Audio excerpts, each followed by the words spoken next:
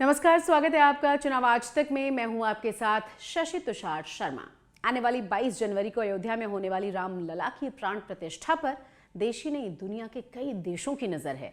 इस पवित्र दिन से पहले ही अयोध्या में अलग अलग अनुष्ठानों की शुरुआत हो चुकी है।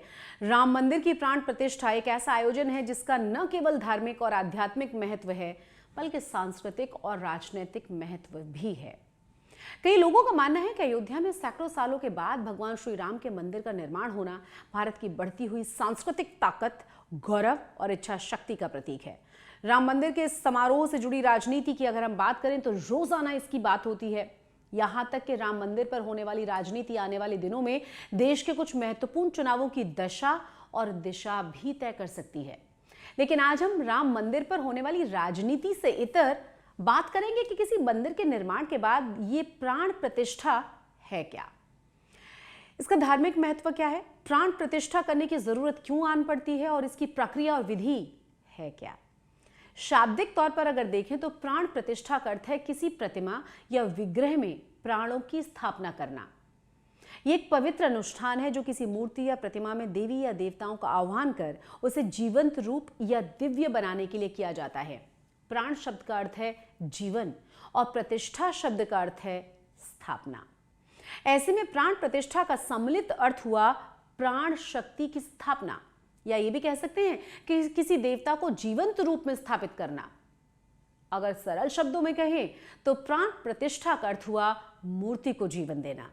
अब सवाल यह उठता है कि प्राण प्रतिष्ठा की कैसे जाती है, यानी कि वो सारी प्रक्रियाएं या विधि विधान क्या होते हैं जिनको रामलला की प्राण प्रतिष्ठा के दौरान प्रधानमंत्री नरेंद्र मोदी से करवाया जाएगा।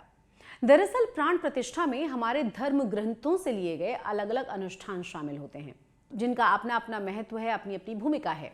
इस दौरान उपासक अपने उपास्य यानी कि ईश्वर को प्राण या जीवन प्रदान करता है। प्राण प्रतिष्ठा के बाद एक मूर्ति देवता में बदल जाती है और उसी मूर्ति में साधक या उपासक की बात सुनने का सामर्थ्य आ जाता है। प्रार्थना स्वीकार करने और वरदान देने की क्षमता आती है। इसके लिए देव प्रतिमा को अलग अलग चरणों से गुजरना होता है। हालांकि ये चरण भी इस पर निर्भर करते हैं कि प्राण प्रतिष्ठा कितने बड़े स्तर पर की जा रही है। आइए समझते हैं प्राण प्रतिष्ठा के इन्हीं चरणों को। कैसे होती है प्राण प्रतिष्ठा? मोटे तौर पर किसी मंदिर में प्राण प्रतिष्ठा के पहले चरण में एक शोभा यात्रा या जुलूस निकाला जाता है। मंदिर के आसपास के लोग ही निकालते हैं इसे। इस दौरान दर्शक देवता के विग्रह का स्वागत करते हैं, उसकी जय जयकार करते हैं। माना यह जाता है कि सामूहिक वंदन से मूर्ति में दिव्य शक्ति का संचार शुरू हो जाता है, यानी वो देव विग्रह भगवान में बदलना शुरू हो जाता है। अयोध्या की अगर हम बात करें तो शोभा यात्रा आगामी 17 जनवरी को है। शोभा यात्रा के बाद मंडप में आने पर प्राण प्रतिष्ठा से जुड़ी दूसरी रस्में शुरू हो जाती हैं। विधि विधान से जुड़ी एक प्रक्रिया अधिवास होती है। मूर्ति के लिए कई अधिवास आयोजित किए जाते हैं जिसमें मूर्ति को कई सामग्रियों में डुबाया जाता है। जैसे कि एक रात के लिए पानी में रखा जाएगा जिसको हम कहते हैं जलाधिवास। उसके बाद अनाज में रखा जाएगा जिसको कहा जाता है धन्याधिवास। माना यह जाता है कि मूर्ति को बनाए जाते समय शिल्पकार के औजारों से उसे कई चोटें सहनी होती हैं।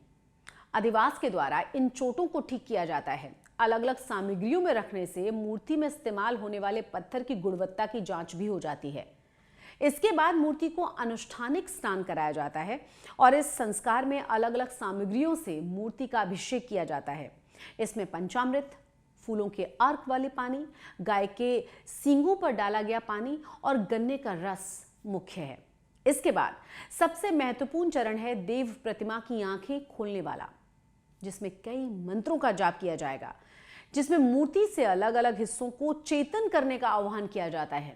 मंत्रों के अर्थ के आधार पर सूर्य से आंखें, वायु से कान और इसी तरह चंद्रमा से मन को चेतन करने की प्रक्रिया कराई जाती है। इसके बाद आंखें खोलने के लिए सोने की सुई से देवता की आंखों के चारों ओर काजल लगाया जाता है। ये काजल घी और शहद से निर्मित होता है। इस प्रक्रिया के पीछे कहा यह जाता है क्योंकि आंखें खुलते ही सीधे देवता की आंखों में देखने की मनाही है। काजल लगते और देवता की आंखें खुलने के बाद मूर्ति जीवंत उठती है। प्राण प्रतिष्ठा की यह सारी प्रक्रिया वेदों के अलावा मत्स्य पुराण, वामन पुराण और नारद पुराण जैसे ग्रंथों में वर्णित की गई है। हम आपको ये भी बताते चले कि शालिग्राम और नर्मदा नदी में पाए जाने वाले शिवलिंग की प्राण प्रतिष्ठा की जरूरत नहीं पड़ती, क्योंकि वो पहले से ही अपने अंदर दिव्यता रखते हैं। अयोध्या में रामलला की प्राण प्रतिष्ठा की खास बात यह है कि प्राण प्रतिष्ठा संजीवनी मुहूर्त में की जाएगी। विद्वानों के अनुसार संजीवनी मुहूर्त की खास बात यह है कि इस मुहूर्त में किसी प्रकार की कोई भी ग्रह बाधा नहीं है। दोष पैदा करने वाले 5 बाण इस मुहूर्त में नहीं होते। ये 5 बाण हैं: रोग बाण, मृत्यु बाण, चोर बाण, राजबाण और अग्नि बाण। मुहूर्त के दौरान 9 ग्रहों में से 6 ग्रह मित्र ग्रह के रूप में अपने घरों में रहेंगे और यह अनुष्ठान 84 सेकंड्स में पूरा किया जाएगा। उम्मीद है आपको राम मंदिर प्राण प्रतिष्ठा पर हमारी यह खास पेशकश जरूर पसंद आई होगी। चुनावी क्लास में चुनावों से जुड़ी हुई, राजनीतिक पार्टियों और समसामयिक मुद्दों से जुड़ी हुई ऐसी अहम जानकारियों के लिए आप चुनाव आज तक को जरूर सब्सक्राइब कर दें। अगर आपको ये वीडियो पसंद आए तो लाइक जरूर कर दें, साथ ही हो सके तो शेयर भी करें। नमस्कार।